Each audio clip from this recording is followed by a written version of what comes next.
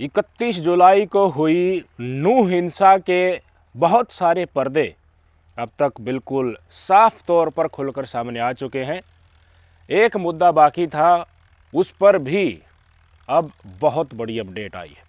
मुद्दा क्या रह गया था कि जो हिंसा हुई, जिन्होंने हिंसा की थी, लोगों को मारा था, मौत के घाट उतारा था, आखिर वो लोग कौन थे? अल्पसंख्यक आयोग के अध्यक्ष हैं, चेयरमैन हैं इकबाल सिंह लालपुरा जी। उन्होंने अपना स्टेटमेंट मीडिया को दिया है। साफ तौर पर उन्होंने कहा है कि हमारी टीम सोहना भी गई थी, नूह भी गई थी, स्थानीय लोगों से भी बातचीत की है, प्रशासन से भी बातचीत की है।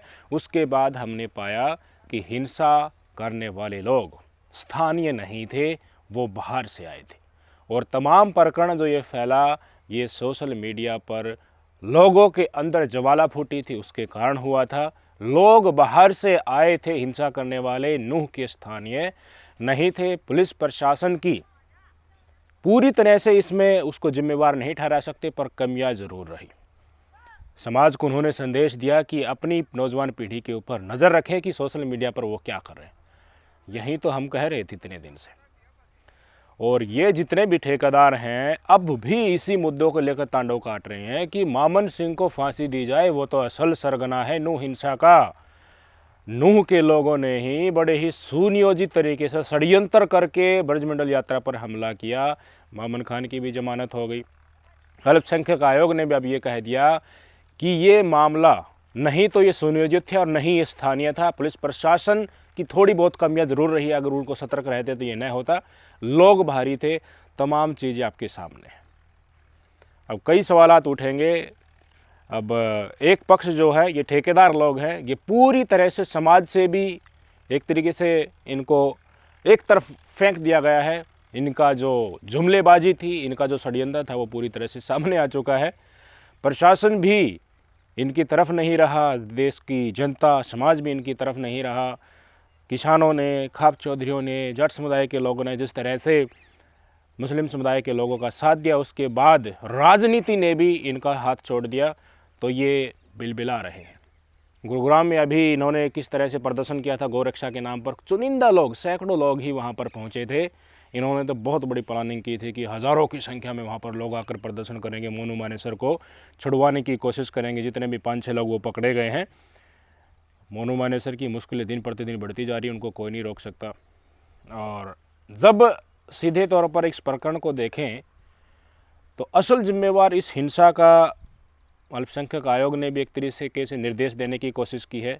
सोशल मीडिया ही बताया है। सोशल मीडिया पर बात भड़की, एक दूसरे को गाली गलौज दी जाती थी। बिट्टू बजरंगी ने तो भाई पल्ला झाड़ लिया कि देखिए तुम्हारा जीजा आ रहा है, पूरे सिस्टम के साथ आ रहा है, लाइव लोकेशन देंगे। इस बात से उन्होंने किस तरह से पल्ला झाड़ा होगा, आपको याद होगा। उन्होंने कहा था कि मुझे गाली दी जाती थी, मैं वीडियो जो भी डालता था उसके कमेंट बॉक्स में लाइव आता था, तब भी ये गाली देते थे मुझे। इस बात का हवाला देकर छुड़वा लिया। यही बात ध्यान से आप पकड़िए। बिट्टू बजरंगी जैसे लोग ये चाहते थे कि दूसरे समुदाय के लोग चाहे सोशल मीडिया पर भड़कें या ऑफलाइन भड़कें या धरातल पर भड़कें, हम वहाँ पर गश्त करने जाते हैं, गाड़ियों का पूरा काफिला लेकर वहाँ से लोगों को उठाते हैं, गोरक्षा के नाम पर हथियार लहराकर वहाँ की महिलाओं को गाली देते हैं, सोशल मीडिया पर वीडियो बनाकर अनाप शनाप बोलते हैं। तो कहीं से तो कोई लोग भड़कने चाहिए थे। वो सोशल मीडिया पर लोग भड़क गए, क्योंकि सोशल मीडिया पर सामने आने की ज़रूरत नहीं है। लोगों के टपाटप अंगुलियाँ चलती है, जो लिख देते हैं, जो लिखना होता है। तो उसी के बयानात पर, उसी को आधार बनाकर बिट्टू बजरंगी जैसे लोगों ने मेवात को एक तरीके से चेतावनी दी थी कि तुम्हारा जीजा आ रहा है, पूरे सिस्टम के साथ आ रहा है, तो यही कहकर जाओगे तो वहाँ से भी है। सामाजिक तत्व तो हर समाज में होते हैं ना। ये तो है नहीं कि मुस्लिम समुदाय है या हिंदू समुदाय है तो उसमें भी जैसे गुंडा प्रवृत्ति के लोग, असामाजिक तत्व नहीं होते। कुछ ऐसे लोग जो जुर्म की दुनिया में ऑलरेडी अपना जीवन यापन कर रहे हैं, यही उनका धंधा होता है। ये तो हर समुदाय में लोग होते हैं। तो ऐसी तरह के लोग थे जो बाहर से आए थे। अल्पसंख्यक आयोग ने साफ तौर पर कहा है। मेरा अब सबसे बड़ा सवाल यही है, आप सब मुझे बता दीजिए, अगर वो लोग बाहर से आए थे तो बुलडोजर नूह के लोगों के ऊपर क्यों चला? सबको पता है, यहाँ कोई बात को घुमाने वाली प्रक्रिया नहीं है। बुलडोजर इसीलिए चला क्योंकि नूह हिंसा हुई। ठेकेदारों ने इल्ज़ाम लगाया स्थानीय मेवात के लोगों के ऊपर कि इन्होंने ब्रजमंडल यात्रा में शामिल होकर लोगों को मारा है, गाड़ियों को फूका है। हिंसा का जिम्मेदार स्थानीय लोग होने के कारण स्थानीय पुलिस ने ही, नूह की पुलिस ने ही, हरियाणा सरकार ने ही बड़े बड़े अफसरों को यहाँ भेजा, नरेंद्र बिजारनिया को भेजा। लोगों के घरों में रेड पड़ी, कितनी बड़ी संख्या में बच्चों को उठाया गया, केस थोप दे गए, पता नहीं कितनी लूट खसूट की गई है। स्थानीय लोगों ने बताया कि पैसे ले लेकर, बड़ी संख्या में पैसे ले लेकर छोड़ा जा रहा है लोगों को, मनगढ़ंत धाराएं लगाई जा रही हैं, हथियार पटक दिए जा रहे हैं लोगों के ऊपर और उनको ऊपर झूठा केस बनाकर जेल के अंदर सड़ाया जा रहा है। धीरे धीरे जमानत पर निकल रहे हैं। मामन खान भी निकल गए, उनको सरगना बनाया गया था। बाकायदा इसी एसपी साहब ने, बिजारनिया साहब ने कहा था कि पुख्ता सबूत मिले हैं, लोकेशन मिली है, और देखिए जमानत मिल गई। अब बिजारनिया साहब कहाँ मुँह छुपाएंगे? उस समुदाय से भी मुँह छुपाएंगे। बीजेपी का एजेंडा जो चल रहा है वो चल ही रहा है, वो राजनीति सांप्रदायिकता से सिद्ध हुआ नहीं। ये तमाम हिंदुत्व के ठेकेदार हैं, इन्होंने भी नरेंद्र बिजारनिया की एसपी की इस्तीफे की मांग कर ली। कह रहे हैं कि इन्होंने तो कम धाराएं लगाई। भाई साहब, कोर्ट में मैंने कहा था ना सब कुछ साफ हो जाएगा, और ये मामला भी अभी देखिए चल रही है ना, जांच करने दीजिए। अच्छा है, चीज़ें सामने आनी चाहिए। अल्पसंख्यक आयोग ने प्रशासन से बात की है, अकेले ये नहीं कि मुझे अल्पसंख्यक आयोग में कोई पद मिला तो मैं जाके 2 आदमियों से बात करके मैं अपना स्टेटमेंट दे दूं। प्रशासन से बात की है, स्थानीय लोगों से बात की है। खुद अल्पसंख्यक आयोग के चेयरमैन साहब ने कहा है कि देखिए, हिंदुओं ने मंदिर को बचाया, मुसलमानों ने मस्जिद को बचाया, आपसी भाईचारा यहाँ का बहुत अच्छा है। सोशल मीडिया के कारण चीज़ें बिगड़ी थी। बुलडोजर किसके ऊपर चला? हिंदुओं के ऊपर भी चला, मुसलमानों के ऊपर भी चला। अपनी राजनीति में इतनी गंदगी के साथ ये लोग संलिप्त हो चुके हैं कि जो बुलडोजर से जिन हिंदुओं के घर गिराए गए, मुसलमानों का जिक्र मैं नहीं कर रहा हूँ, जिन हिंदुओं के घर गिराए गए, उनको आज तक इनमें से एक भी ठेकेदार 10 रुपए की भी मदद करने नहीं पहुंचा। 10 रुपए की भी मदद। छप्पर तान कर सो रहे हैं। मौलाना साहब तो वहाँ के जो स्थानीय मुस्लिम समुदाय के लोग हैं, वहीं उनको तिरपाल देकर आए थे, वहीं उनको खाना दे रहे हैं। चल रहा है ऐसे ही जीवन यापन। धीरे धीरे मजदूरी करने लगे हैं, फिर से काम करने लगे हैं। थोड़ा पैसे जुटाएंगे तो 2 कमरे बन जाएंगे इधर उधर। और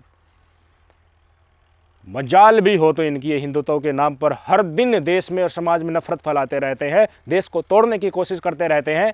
हिंदुत्व के नाम पर कितनी हेट स्पीच दी गई, महापंचायतें की गई। इन सारे ठेकेदारों की औकात इसी बात से पता चलती है कि नूह में जो हिंदू परिवार के लोगों को जो घर बनाए गए थे, उनके पास ही मदद करने के लिए नहीं पहुंचे। और अब अल्पसंख्यक आयोग का ये कहा जाना कि वो लोग स्थानीय नहीं थे, बाहरी थे, तो बुलडोजर क्यों चला? स्पष्टीकरण दीजिए। लोगों को घरों से क्यों उठाया गया? लोगों की मौत की भी खबर आई थी कि घर में घुसे, मारपीट हुई और लोग मर गए।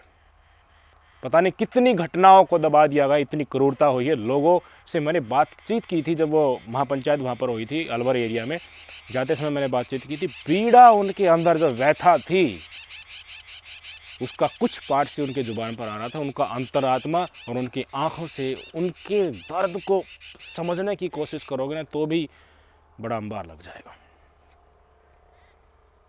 क्या क्या हेट स्पीच नहीं दी गई नूह के लोगों के बारे में, नूह की महिलाओं के बारे में, कि इनको तो कन्वर्ट करके नीची जाति के हिंदू बनाओ, इनकी महिलाओं तो सूअर की तरह ऐसे ही बच्चे पैदा कर देती हैं। यहाँ पर तो देशद्रोही लोग रहते, पत्थरबाज रहते हैं। ये तो मिनी पाकिस्तान है। इस ज़िले को तोड़कर ही आसपास के ज़िलों में मिला दिया जाए। यहाँ के हिंदू, नूह के हिंदू हैं, उनको हथियार दिया जाए। उनको रोटी देने के लिए नहीं जा रहे उन हिंदुओं के जिनके घर गिरा दिए गए हैं, उनको हथियार के लिए वकालत कर रहे थे। ये कौन? मोनू मानेसर का जो गुरु है ना, आचार्य आज़ाद शास्त्री, बोल रहा था पिस्टल नहीं राइफल दी जाए, क्योंकि राइफल दूर तक मार करती है।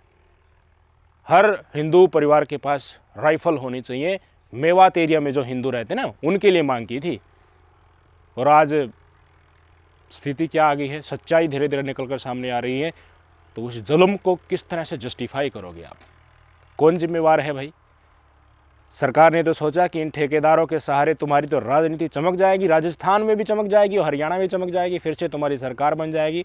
पर न तो चांद सिंह के राजस्थान में आने के और हरियाणा में तो है ही नहीं। तो अब इन सारे ठेकेदारों को सरकार भी नहीं पूछ रही है। ये तिल मिला रहे हैं कि तुम्हारे तो न तो आगे आने वाले चुनाव में दिहाड़ी बनेगी, क्योंकि टॉपिक इनके पास नफरत वाला है, और न ही इनको कोई राजनीतिक फ़ायदा मिलेगा।